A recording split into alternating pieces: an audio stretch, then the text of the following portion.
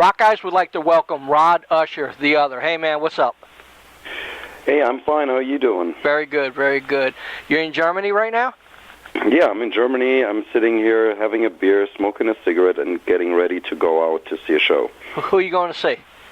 Actually, it's a band that I've never heard of before, but my girlfriend wants to see them. They're called Crystal Castles, and it's some kind of electro band, which is totally not my type of music, but you got to keep an open mind, so I'll just go ahead and have another few beers. Cool. Yeah. Well, that's a little plug for that band, so that'll help.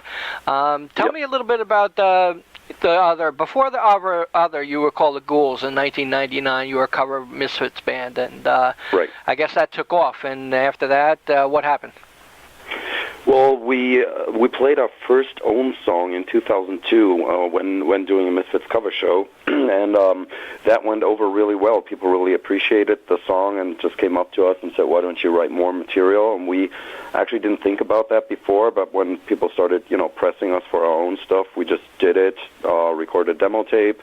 Then I started my own label, Fiend Force Records, where bands like Blitzkid or The Spook or Shadow Reichenstein, Invent, all types of horror rock bands were on. And then we started, releasing albums, playing shows. We played from, all over Europe. We played the U.S.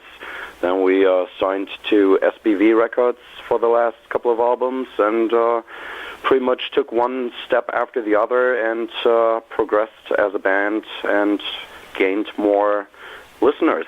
Cool. Now, when you read, like I was doing a lot of research before, and everything I read was #1 horror rock punk band. When you hear that, what's that feeling like? Well, it's kind of a mixed feeling because obviously you have to fulfill the experiences, what people expect from you. We especially with the last two albums that were received really well, that did good sales-wise and got great reviews. You're always a little nervous about writing new material, and it's putting a lot of pressure on us. But on the other hand, we're in a position that people appreciate what we do and look forward to new stuff. So that's good as well. It would be better.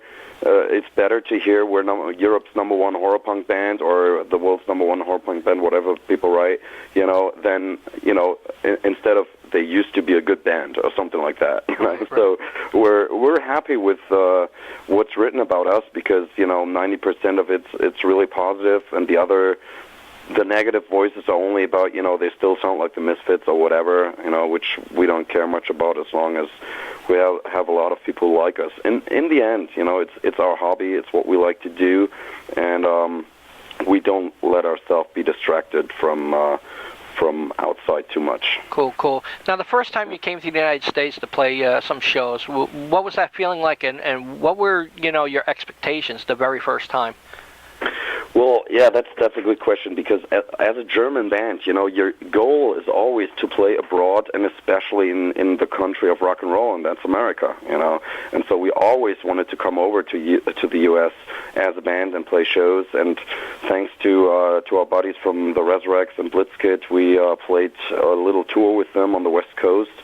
And I remember, flying over from Düsseldorf via Atlanta to Los Angeles when we were really nervous and, about getting into the country at all because we came in with a tourist visa and nobody should know that we were playing shows and maybe making money. And so we were really nervous, and the first show we played was in Las Vegas, actually, and it was like a 24-hour saloon type of bar, kind of. Wow. And we didn't know what to expect, but we thought, the AVN Awards was in town, like the porn award. That's so we good. thought, well, maybe, that's what we thought too. But in the end, it was only 15 people who showed up, and there was no sound guy. There was the guy who booked the show wasn't even there, and that was a pretty weird situation. And we were like, if this continues like this, it's going to be a very bad experience. Right. But the second night we played Corona, California, and there were 300 kids there, and they were jumping on the stage and singing along. It was like a different world all of a sudden, and it was crazy, and it it just went on from there. Hollywood was amazing, 500 people. We played San Diego, a little less people on a Sunday night, but there was Sacramento, Santa Cruz, all great cities, and we had a blast. It was really, really great. The only thing that was very different to Europe is, we had long drives, 7 to 14 hours between cities in the same state sometime, Right. Then as a band in Europe, you get like hotel rooms, you get backstage room with drinks and food and everything, you get sound check and all kinds of stuff. You're treated really well, which is a little different in some parts, some clubs in the U.S. But, in the end, it's about playing music, and that's what we did, and people liked it, and they liked the fact that we were from Germany, especially because the association with Rammstein, for example, Right. They thought we were really different, and they liked that we're doing we're looking, a little different on stage, doing like a little theatrical, stage presence, and I guess that came over real well. And the best part actually was playing the Navajo reservation in Arizona. That was really weird, yeah, with wild horses crossing the streets and playing the chapter house. No stage, just the room lights and everything. But it was a blast. It really was. Except that we were the only people there who were not drunk. Everybody else. They smuggled like alcohol into the reservation because they thought the Germans, they probably get totally drunk. Right. But we're on tour, so we didn't drink much. But everybody else was totally crashed. Wow.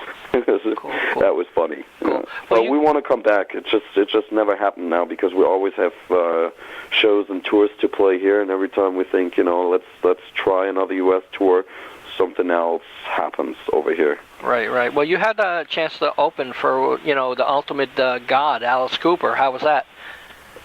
Incredible. It really was, except that it was an open air show that had to be, there was a 10 p.m. curfew, which meant we had to go on stage at 7 p.m.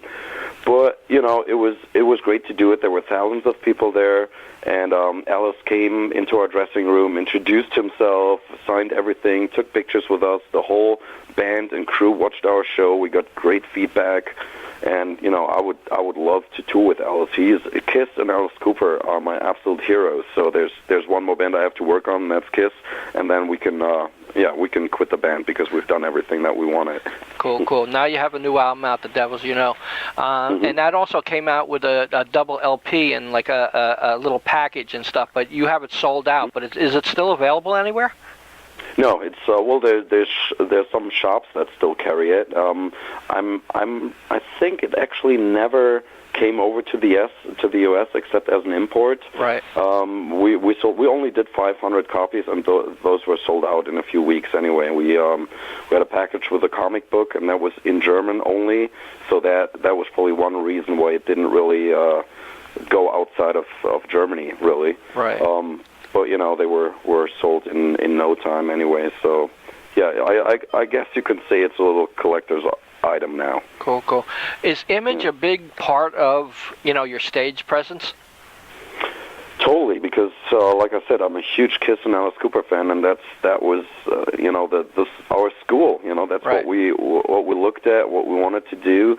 We're not trying to copy it. We're trying to do our own thing. But if you do it like Kiss, you have the best teachers in the world for having an entertaining live show. And that's what we tried to do. That's the goal we set ourselves to deliver, to entertain, to make people happy, and not to stand with our backs to the audience and just pretend that we are musical geeks. We play this to entertain. That's what we wanted to do, and that's why we like to dress up.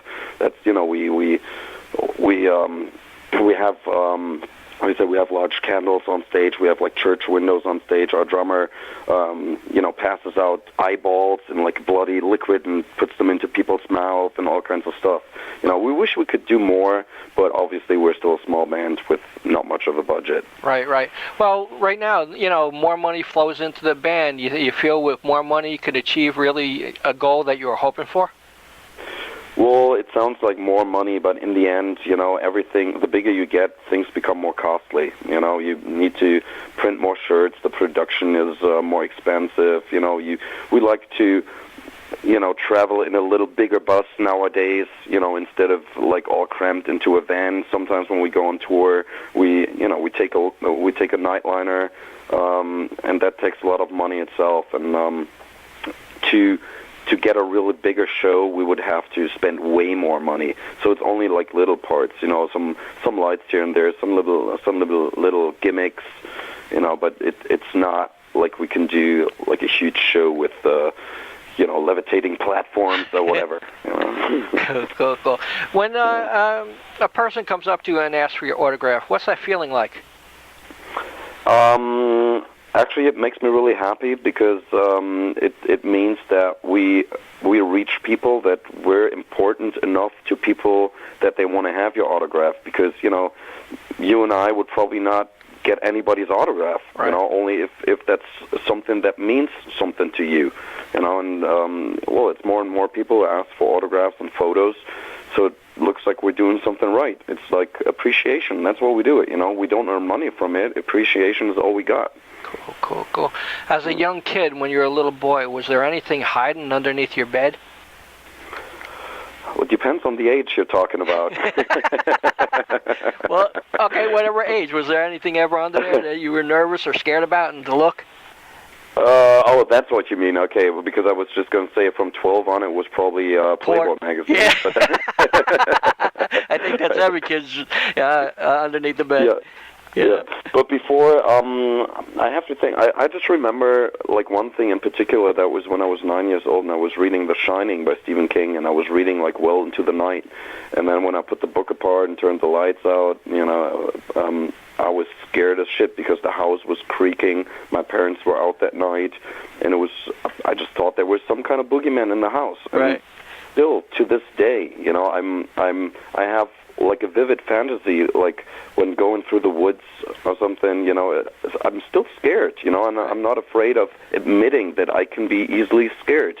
It's movies or it's things that, could happen. There could be madmen anywhere, and especially because I'm such a big horror geek, that right. my imagination totally runs loose when it comes to situations like that. Cool. Is there any thriller out of lately, of the last couple of years, that you would recommend? Is there any what around? Like a thriller movie that came out? Because a lot of them are pretty trashy. Anything you would recommend someone to see?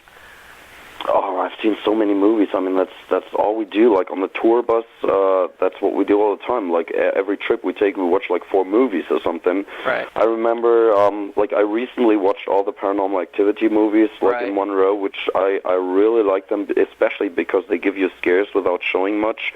I'm not a fan of the whole torture porn kind of right. stuff, like Hostel and whatever. I don't need graphic violence. I just need the scares. That's what I like. And there's some movies like recently Insidious, which I really appreciated, or The Woman in Black, for example, like classic ghost stories with lots of scares. That's what I like. And The Walking Dead, the series. That's awesome as well. Cool. Is there anything Rod Usher is going to be asking for the holidays? Actually, my sister lives in America, in Atlanta, so every time before Christmas, I give her a little wish list of books and DVDs and everything that she can bring to Germany, stuff that we don't get here. And just now, I wrote her an email last night. I want Peter Criss from Kiss's autobiography, and I want a Bela Lugosi biography. And other than that, I don't know. I give myself a lot of presents. Cool. Well, I thank you very much for this interview. Very entertaining, a lot of fun. Would you say anything to your fans out there right now? Well, to all the fans out there and the listeners, I hope you check out our stuff, our new video, To Puppet on a String, and I really hope we will see some of you if we ever come to the U.S., and I hope it won't be too long till we do. And thank you very much, Brian, for this interview. It's been a great pleasure, and it's really awesome to see that we do have listeners on the other side of the world. That's a real honor. Cool. Thanks very much, man. Thank you, bro. Bye-bye. Talk to you. Bye-bye.